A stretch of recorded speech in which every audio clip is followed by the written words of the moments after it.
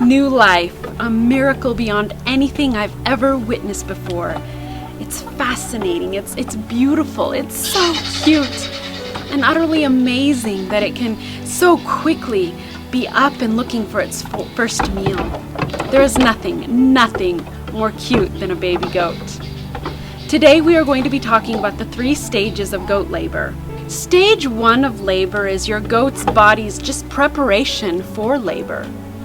In a previous video called 11 Signs of Goat Labor, which is really important to watch, I go into detail about the signs that your goat will most likely exhibit at one point or another as her body prepares for labor.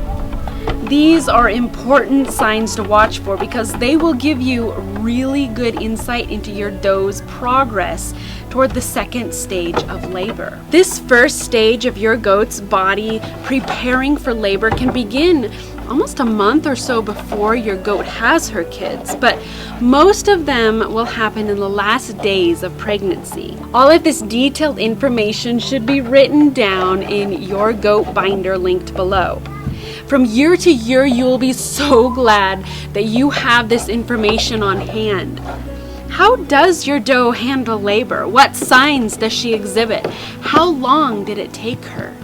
This information can be really helpful as you go into the next kidding year. And when you buy a doe that is mature and has gone through a pregnancy before, ask the previous owner what it was like. Ask as many questions as you can think of and then write it down in your binder. For instance, Eva shows all the signs very prominently. I could hear her pawing and getting up and down and moaning just as she rested. But my Faith, she doesn't hardly make any noise when she's in labor, and only when she actually started pushing did she finally make any noise. I almost missed her first delivery because of this. But I shared in this video how I am able to catch all of my doe's deliveries with this one cool trick that doesn't hardly cost anything. So be sure to watch that as well. And I'll put that link below for just easy access too. Your goat's progress through this stage will probably be different than any other goat. Just like humans, us ladies all have different stories of our own deliveries. Some goats have Braxton Hicks contractions and some just don't, just like humans. So just know that your goat will have her own story, and you can learn what that is by just watching. Also, this year I was certain that Faith would kid on a certain night several months ago. We were heading out of town for a week the next day, but she was showing all the signs and I was so excited that it would be done and over with that night. She showed all 11 signs. I waited, I watched, I packed, I paced all night long, and nothing happened. In fact, these were the videos I made that night because I was so sure that she would be having kids. I'm in the barn with my Faith. She is in labor, and she doesn't display the typical signs of labor that goats can show.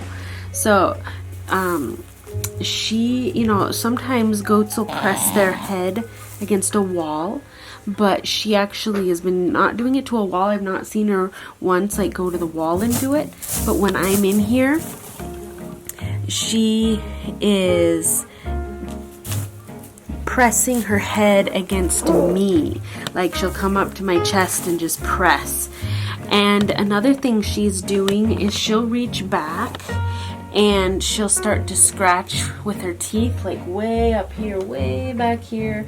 She'll scratch her back legs a lot, and so she's just reaching back with her head and just scratching on her body, right above her tail, on her legs, on anywhere she can reach back there. And that's something I've not seen any of my other goats do. But she is yawning. She was just pawing. When she does her contractions, she doesn't do just the tail contraction. She is actually kind of see this, there she's reaching back. That shows she's been doing that a lot. And when she does her contractions, she is really arching her back. She really gets her back arched in there. So it's a very, I guess just more exaggerated than my other goats that I've noticed.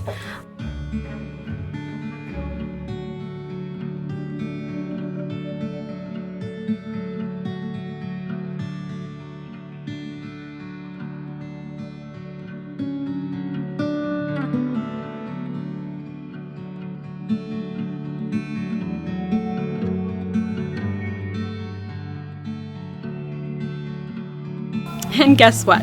It didn't happen until we were well out of the state. She started all the signs on Saturday night and had the kids Monday afternoon. All were healthy and all went well. This just shows that we can think our goat is in the second stage of labor when she isn't. We really must learn to be patient in this stage and not intervene. You don't need to go in and check your goat at this stage to see if the kids are in the right place, because that is what is going on during this stage. Getting the kids in the proper position. Trust that your goat is getting that job done and don't intervene. We can't rush this stage. Your goat will lay down and begin active labor, stage 2, when she is ready. And it may feel like forever until she begins pushing, but if she is calm and doesn't seem to be in distress, then most likely all is well. So, like my faith story this year, it can begin and not end for over 24 hours. There is this thing that I like to call wisdom's tension. You have to be able to use all your senses, be willing to pray for wisdom, and do your best at knowing when things are going okay and when to step in. But most likely things are okay and going well.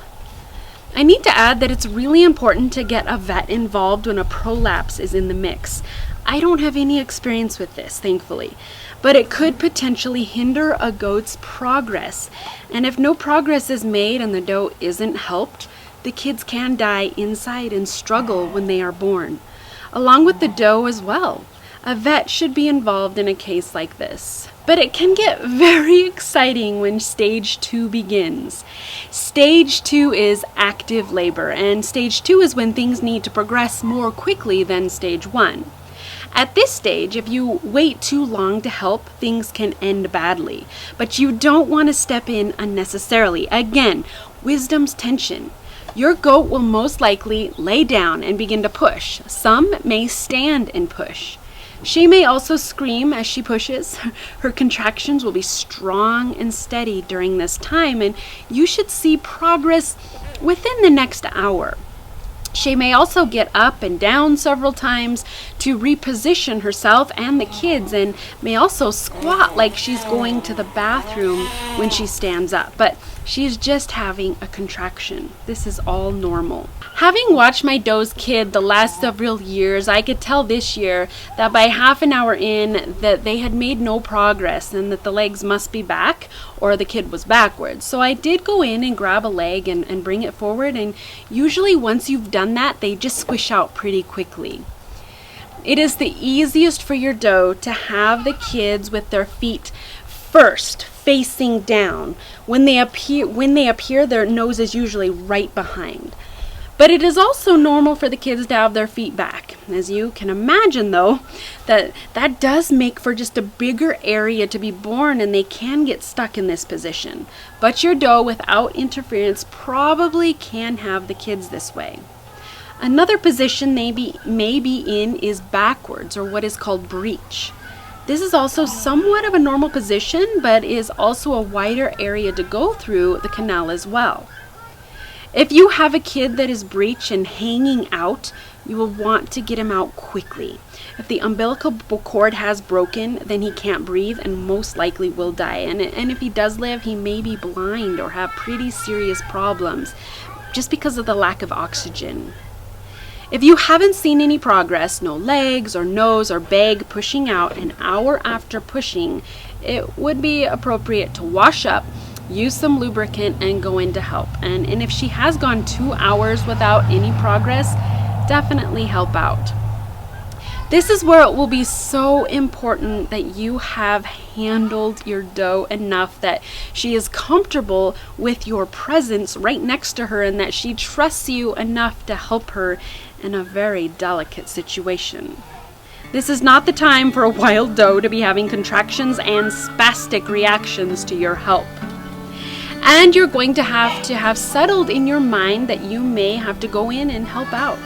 And yes, that is scary and messy and wet and gooey. And yes, your doe may cry out more when you reach in, but when they need help, it is so important that you just buckle down and do it. Take a deep breath, close your eyes, steel yourself, and just do it. I know that you can do it. I can do it. You can do it. Also, it is important to know that using antibiotics frequently is not wise. The bad bugs will develop a resistance and the effect of antibiotics will diminish. One good reason to not be hasty in going in is that it can cause infection in your goat. If you don't have to go in, don't do it. It is best not to if you don't have to. You will want to monitor your goat very closely after going in to watch for infection. Take her temperature and monitor her activity and watch for signs of infection. In the years that I've helped my does through pregnancy and kidding, I've learned several things about how it can go badly. And I guess at this point, the only good thing is that has come out of it is that I can help you when the same things are happening. What's hard about explaining these situations is that I don't know exactly what was happening inside. You can't see. There are a lot of legs to deal with and just the compilation of just the situation. And without x-rays and not being a vet, I can't say exactly what happened. But these are my experiences. This year I didn't have to go in too deep to help my does, thankfully. But one year I had a doe with a mess of 2 kids and not making any progress. And I had to go in fairly deep and the kid was backwards and all was well with that kid when we did get him out. But what I assumed maybe happened was when we pulled that first kid was that it hooked the umbilical cord of the other one and then pulled it out when he came. Again, I'm not sure exactly. I couldn't see that happen, but after a bit, maybe 10 minutes, I had this feeling I should pull the other one, and when I did, it hadn't made it. I share that because when you do pull one kid, especially in a situation like that, you may want to get the other one out as well. It's so hard to pull a fully developed baby that should be alive and isn't. And another situation I had when I lost my doe, you can watch that video on my channel, but she had her first kid seemingly without any problems. She got up and licked, and Faith got her colostrum, and I went to put my kids to bed quickly because it was just so late. But when I got back, she hadn't had the other one, and she laid down and just laid there. That's really not normal, but I think she just knew it wasn't right, and that kid was stuck. Oh, it was so stuck. And I let it go too long. I didn't want to interfere, and I should have just gone in and helped her earlier than I did. Bouncing your doe's belly may help reposition the kid or kids. Be willing to do this, and this is another reason to have your does very acclimated to you and your presence and touching them. So when you have a doe that isn't making progress after a couple of hours, bounce their belly. Then be willing to go in to see what you feel. And if you really can't make progress by getting a leg forward or the kid pulled, be willing to call the vet for help. Be willing to say stop when he can't make progress, and be willing to get a C-section done. This stage can be a stressful stage. I still get a little bit uptight during this time. Be prepared with knowledge. Be prepared with your kidding kit and be willing to step in if necessary. And lastly, this is a hard topic, but be willing to not breed a doe who has problems kidding. You don't want to rebreed a doe that is prolapsed for sure, and it's not fun to have a doe that each year has problems. If you continue to have problems with your doe's kidding, then you need to take a serious look at your nutrition program. Your does shouldn't have problems having kids, and if they do, take a deep, hard look at what you are feeding them and if they are lacking in essential vitamins and minerals. The best kind of delivery is one where you can sit back and watch the miracle unfold. But also remember, when you have a small animal that has multiple kids at birth, Not every kid will make it. That's the nature of goats. That's why they have multiple kids at birth. It's their way of assuring that there will be offspring and that they won't go extinct. Your doe is your top priority when it comes to the pregnancy and delivery. And the third stage of delivery is expelling the placenta. This is a really important stage, but is one you may not see. This year, 2 out of 4 goats I found the placenta after birth the next day. I'm assuming the other 2 ate theirs, which is also normal for them to do.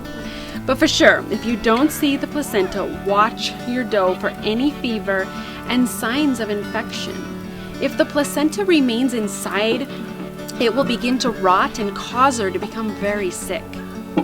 The 3 stages of labor. They are all equally important and actually quite fascinating to experience, and yet are so different for each situation and goat.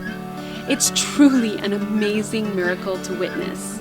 Enjoy every minute of it. If you are new to goat pregnancy and delivery, then it can seem daunting, but I hope this has given you some insight into your goat's delivery. Leave me a comment below about your experience with delivering goats. What happened and what did you learn?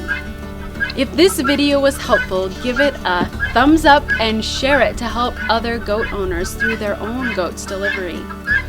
And of course, click that subscribe button and the bell to be notified when new great content is uploaded. We'll see you in the next video.